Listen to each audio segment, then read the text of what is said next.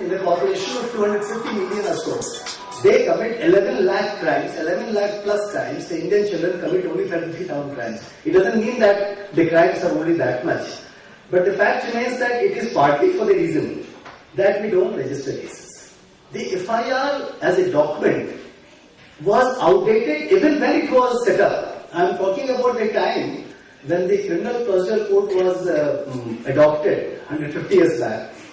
And unfortunately it was not changed in the manner FIR is registered. Why so many crimes are getting registered across different parts of the world? I remember about how many years back? 20 years back, I happened to be in UK in a particular county, and there I went to the county police office and I found that the number of crimes registered in that county having population of 5 lakhs was almost equal to Delhi. I mean, the Delhi's population was 50 times more or 10 times more, I do not know how many times more than that county, and the number of crimes registered was as much. Because they have no system like FIR. FIR should be really burned. I mean, it's a very third-rate kind of document. I do not know how many police officers sitting there, but that's a fact. Because what happened that when you have a grievance, let me explain very briefly. When you have a grievance under which you complain to any government or public agency, it should be recorded as it is, no? You say that such thing has happened to me, so you go and record. FIR is a document where you cannot go and record on the police register. The police register is away from you. It is the policeman who translates your thoughts into the FIR and doesn't register. Because he has the kind of privilege to register or not register and to use his own language also. So FIR is a bad system, it's a terribly bad system of law. But I do not know why for some reason the government doesn't change it. The lawmakers also don't change it. Basically there should be 10 times, 20 times, 30 times more cases if they are really recorded. So while we are talking in the context, I am sorry I digressed slightly. But when we are discussing crime against women, we should really talk about the actual crimes being, one doesn't know how many times more, because FIR is no indication. That's it. So friends, I think I would like to conclude. I don't want to talk further. Just on the one point that there are institutions which are in existence. I'm again referring to Anand, he's sitting there. The special courts, Anand, are very important. You said special courts have no meaning. Special courts are very, very important. Children's court, for instance. I helped create a crisis intervention center in those times. When I was the chairman of Delhi Commission for Child Rights, you are aware, I also got created children's court in Delhi. These 9 children's courts with great difficulty, I had to fight a big battle in the government. Nobody was prepared, let me inform you. Nobody in the government was willing to accept children's court. I forced everyone, and I met the High Court Chief Justice and he gave it to us. So it is there. But once children's courts are there, how do you use it is very important. POXO, for instance, you might have come into POXO also. I was a party to it and I very willingly accept that in the formation of law. Now these laws are important when you start using them.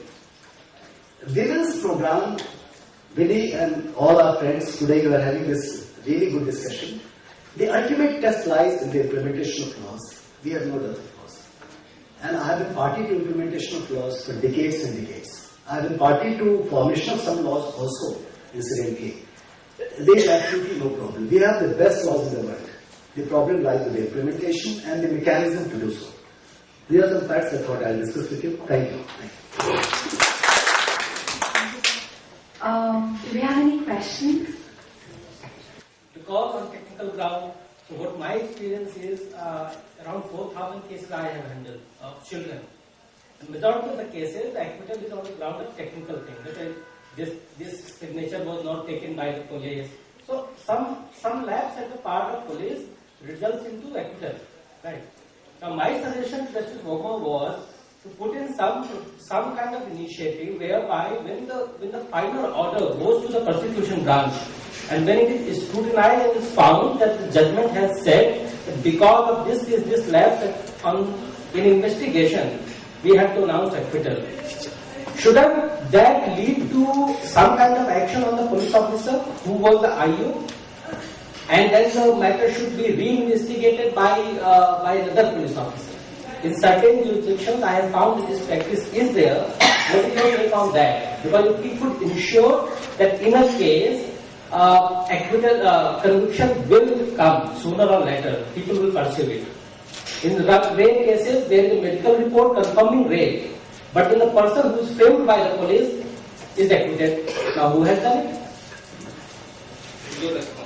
See, 70 to 80% investigating officers are responsible for, let's say, bad trial, bad investigation, poor collection of evidence. It is their job. If it is their job, they are responsible as simple. I mean, there is no two thoughts about it. Well, there may be cases where investigations may not lead to collection of good evidence. I hope you know that all my life I was primarily investigator. I investigated cases like Rajiv Gandhi assassination, Dalit Market assassination, Arjun Das assassination, Hawala case. I was in CBI for 5 years. Biggest case I have investigated. I understand very well what does it mean to investigate. And investigation is the role of police.